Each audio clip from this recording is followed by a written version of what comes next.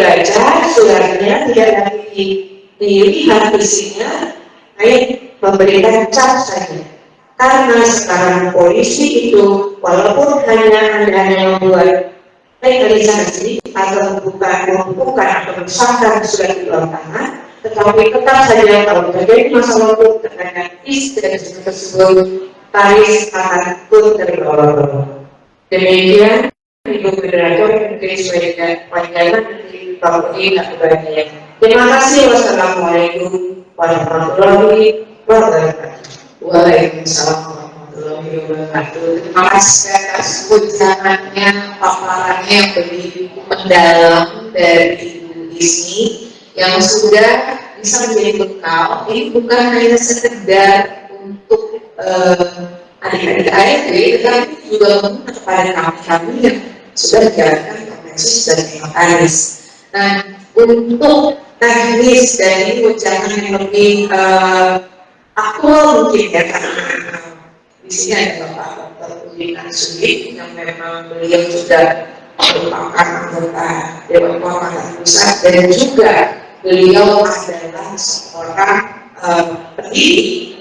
Beliau sudah mengajar di beberapa universitas dan saya rasa pasti di ruang Zoom itu banyak sekali mahasiswa Pak Udin.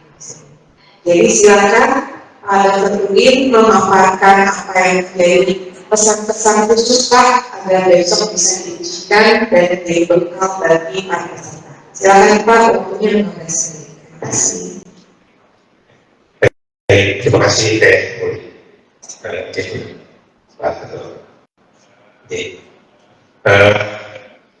Mungkin semuanya sudah diborong sama Bu Naisu ya. Baik, saya cuma menyampaikan beberapa hal. Tentu rekan-rekan sekalian ya, teman-teman ARP juga paham bahwa jabatan notar itu adalah jabatan kepercayaan. Ya, dahulu tentu dari susahnya. Christopher Columbus adalah salah satu katakanlah trigger dalam konteks jabatan notaris. Karena dia adalah putusan dari raja, ya raja di Spanyol, gitu ya. Dan kemudian pada saat dia berkelana di seluruh dunia, gitu ya, dia itu selalu didampingi oleh dua orang. Karena bagaimanapun kan proses terkait dengan katakanlah perjalanan tersebut dibiayai oleh raja, gitu ya. Nah, jadi tidak boleh menyimpang. Artinya dua orang yang mencatat tersebut tentu mencatat hal-hal yang memang seharusnya dicatat. Jadi tidak boleh kemudian katakanlah apapun yang dilakukan tidak dicatat. Nah, sebetulnya itu cikal bakal notaris. Ya, artinya tentu notaris tersebut harus selalu dapat dipercaya. Ya, karena bagaimanapun tentu dalam kondisi sekarang, dalam keadaan sekarang, ya, kita tahu bahwa hanya dengan notaris seorang itu bisa kemudian berjerawat ya ke dalam posisi yang sedemikian ya, atau katakanlah kemudian hanya dengan aktor notaris, hanya dengan pelaksanaan jabatan notaris ya, notaris itu dulu orang pihak gitu ya, tidak bisa jadi aktor ya. Teman-teman untuk nanti tentu kemudian bisa melihat ketentuan ada yang disebut sebagai surogat ya, di situ dijabarkan bagaimana kemudian kewenangan notaris atau kewenangan notaris tersebut ya sedemikian besar. Oleh karena itulah kemudian diperlukan moral yang kemudian memadai ya dalam konteks mendukung sebegitu besarnya kewenangan notaris yang official ya, jabatan yang kemudian terhormat, jabatan yang kemudian terpercaya. Tadi Isu sudah menyampaikan bagaimana kemudian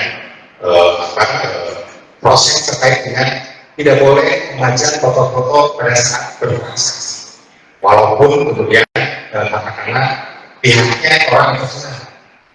Nah, karena ada disahkan yang katakanlah sudah jadi notaris dengan lama masih tetap ada ya seperti itu. Nah, tentu kami ingatkan kembali kepada mereka kepada teman-teman yang kemudian akan mengikuti ujian Korea ini. Ya, dan dalam konteks jabatan notaris, dalam konteks kode etik, tentu kemudian teman-teman akan melihat bagaimana ketentuan jabatan notaris, bagaimana ketentuan UJM menyebutkan. Ya, sebetulnya sumpah jabatan notaris ya yang kemudian cikal bakal atau katakanlah ketentuan di mana kemudian kode etik itu menjadi ukuran dalam rangka dalam hal seorang notaris berperilaku. Ya, di dalam sumpah jabatan notaris itu sendiri disebutkan bahwa saya akan menjaga sikap tingkah laku saya dan akan menjalankan kewajiban saya sesuai dengan kode etik profesi, kehormatan, martabat dan tanggung jawab saya sebagai notaris. Nah, ini dalam konteks sumpah jabatan sebagaimana undang-undang jabatan notaris. Makanya dalam hal seseorang akan menjadi notaris, ya sebetulnya pemahaman terkait dengan kode etik notaris itu sendiri dimulai dari awal, dari masa teman-teman masuk ke magister notaris. Ya, bagaimana kemudian diberikan pemahaman terkait dengan kode etik itu sendiri ya, yang tidak boleh seperti apa. Ya, makanya dalam konteks misalnya dalam konteks klasi PMKM, mungkin teman-teman dosen pasti dari awal sudah menyatakan bahwa barang ya di dalam magister itu adalah menghapus dan tidak. Itu kan barang sebetulnya, tapi memang sebetulnya bagaimana aplikasi terkait dengan tidak boleh kemudian katakanlah akte kita dengan akte itu ada katakanlah dihapus gitu, di-delete, itu sesuatu yang tidak dibolehkan. Nah, itulah kemudian didukung oleh yang namanya kode etik dimaksud. Jadi kalau kemudian kita terkait dengan sumpah jabatan notaris dan hubungannya dengan kode etik, tentu kemudian yang harus diperhatikan oleh teman-teman adalah terkait dengan poin bahwa saya akan menjaga sikap tingkah laku saya dan akan menjalankan kewajiban saya sesuai dengan kode etik profesi, kehormatan, martabat dan tanggung jawab saya sebagai notaris. Jadi kemudian sudah menyampaikan juga bagaimana kemudian notaris harus profesional, kemudian juga autonomous, gitu ya. Kemudian juga imparsial. Itu penekanan dalam konteks pelaksanaan jabatan notaris tersebut, ya, sangat harus dilaksanakan. Ya, makanya kemudian katakanlah tidak boleh seorang notaris kemudian dalam tanda petik itu meminta kita untuk menjadi rekanan, yang mengajukan surat permohonan untuk menjadi rekanan.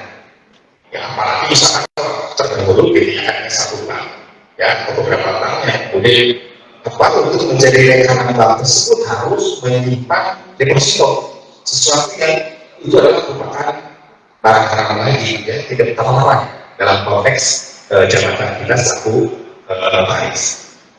Nah, kemudian ya, ketentuan pasal 82 UJN perumahan, gitu ya, sebenarnya sudah sangat jelas menyebutkan bahwa notaris berhimpun dalam satu wadah organisasi notaris. Nah, berikutnya juga pasal 83 UJN disebutkan bahwa organisasi notaris menetapkan dan menegakkan kode etik notaris. Ya, jadi ada DKT, ada DKW, ada DKP, itu sebenarnya pelaksanaan dari undang-undang jabatan notaris yang kemudian direpresentasikan melalui kode etik notaris. Ya, kalau isinya teman-teman mungkin sudah sangat paham